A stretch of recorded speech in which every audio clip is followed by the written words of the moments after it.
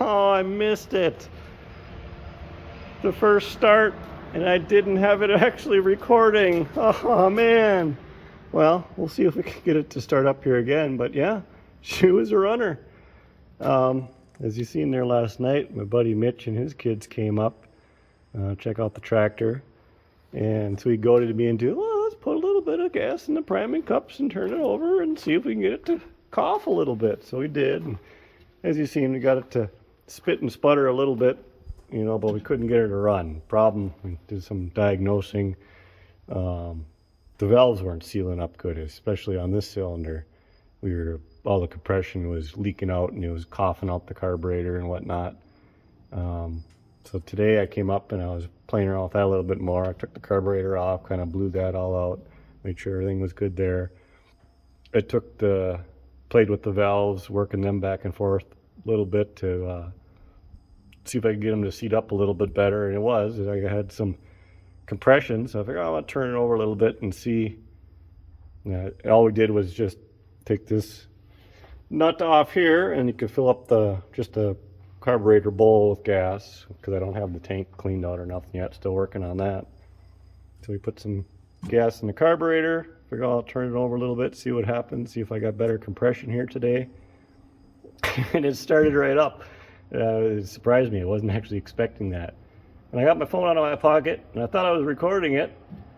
The smoky barn here is proof that it was running, and I missed it. Apparently it wasn't actually recording. Oh, I'm mad. I missed the first run.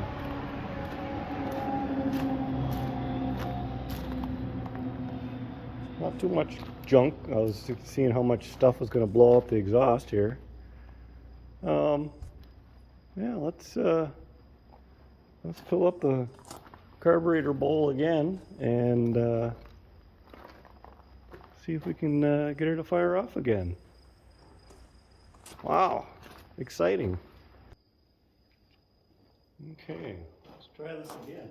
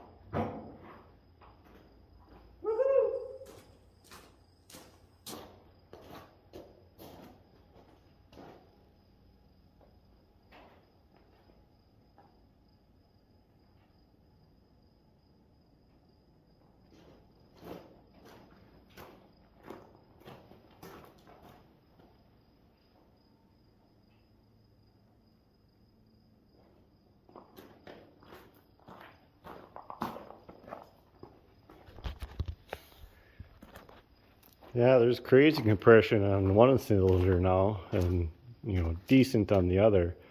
And you can hear when it's running, it's still coughing back out the intake. So some of the valves still aren't. I'm sure there's, crap and stuff in there that needs to be cleaned out. The more it'll run, it'll probably clear itself out. It just needs to work a little bit. But we know it runs. There's a lot of little things that need to be addressed, but hey, it runs.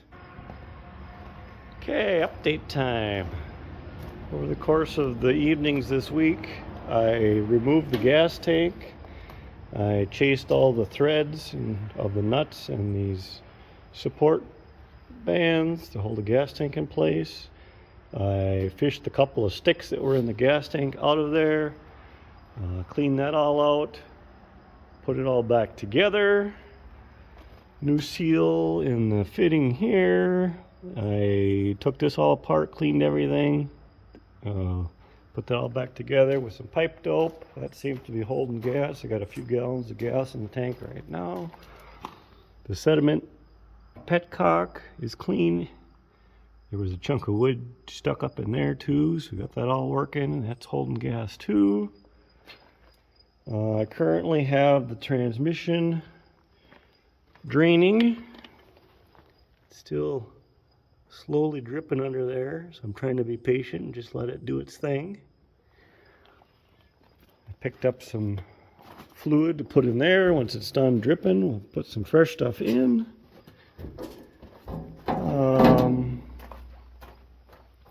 This shut-off valve here leaks ever so slightly. Probably have to take that apart, either clean it or replace it eventually. This fitting here weeps ever so slightly, no big deal there. What else? So I greased everything. There's about a zillion grease fittings on this machine, and little oil cups. I oiled everything. I filled the radiator with more antifreeze. I think we're pretty much ready to run this thing once the transmission gets filled up here, and potentially even see if it moves under its own power for the first time in many years. So that's exciting. Should be a very fun weekend.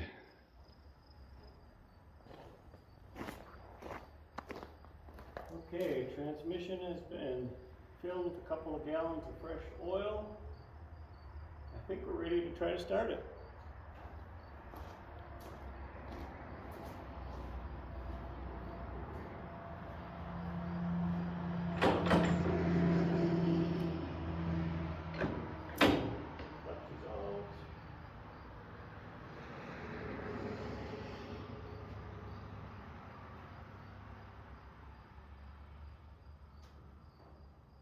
Gas on.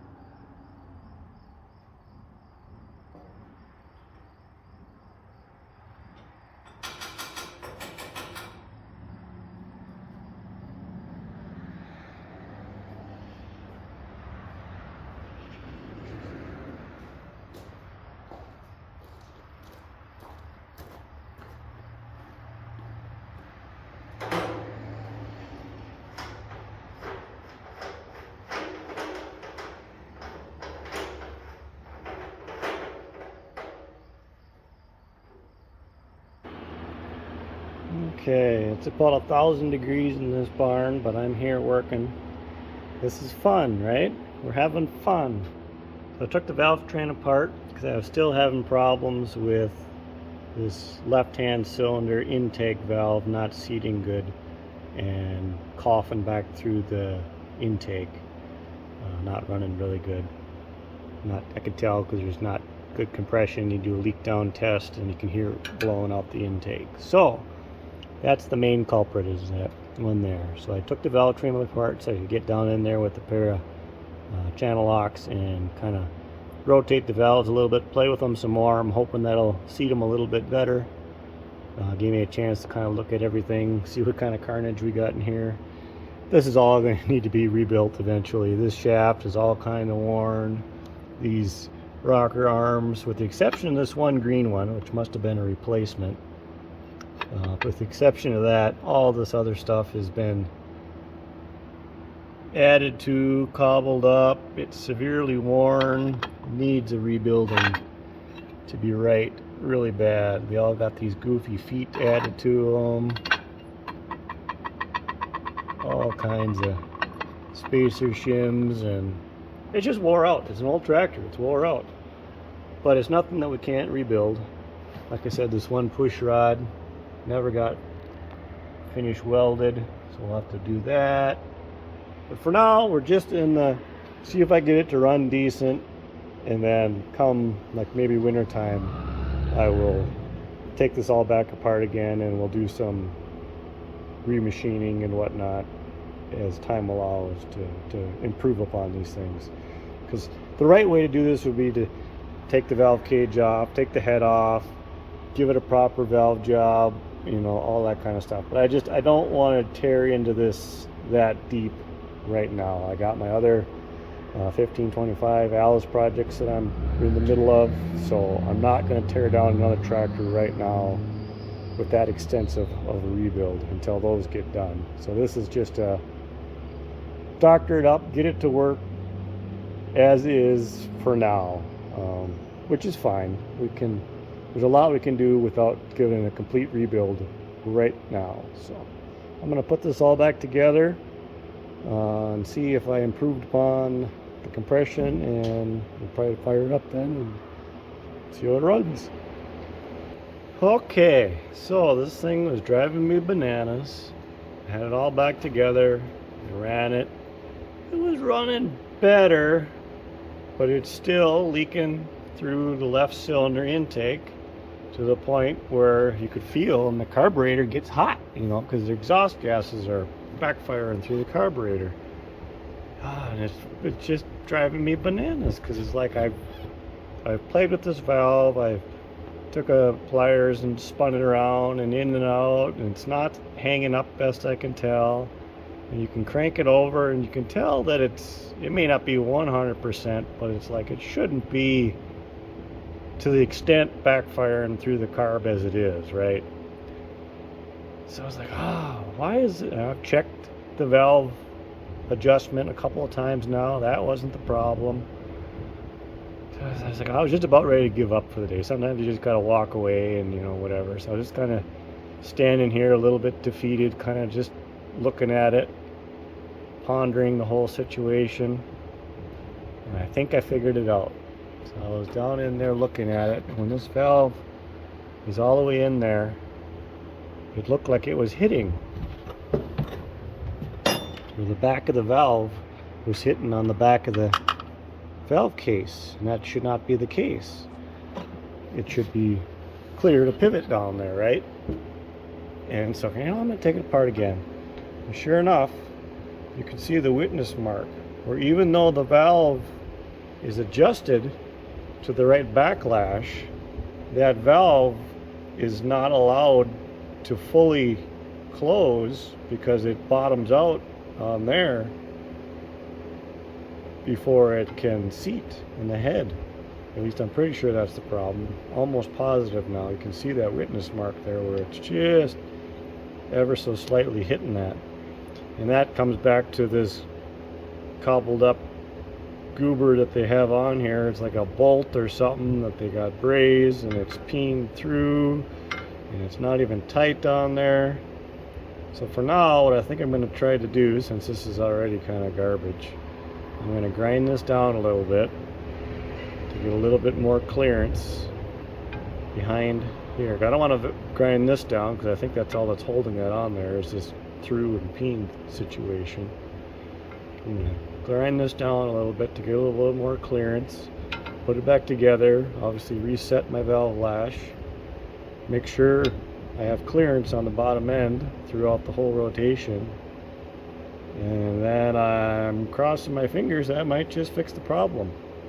Because if not, I'm running out of ideas. Short of, like I said, pulling the whole head off and do things real right. But shouldn't really have to do that. Even though things are worn, it should still work. So I will check back when I get that. Ha! I'm a genius. That was the problem. I ground that valve face down, filed it up nice, put it all back together, fired right up. Runs, I think, pretty decent. I'm no expert on these, but well, put it this way. It's running the best it has since I've had it running so far. It idles right down to nothing, where before it would not do that. I suppose because that valve was not seating, so you weren't getting good compression there. It's running good enough now. I think I might actually take it for a little drive.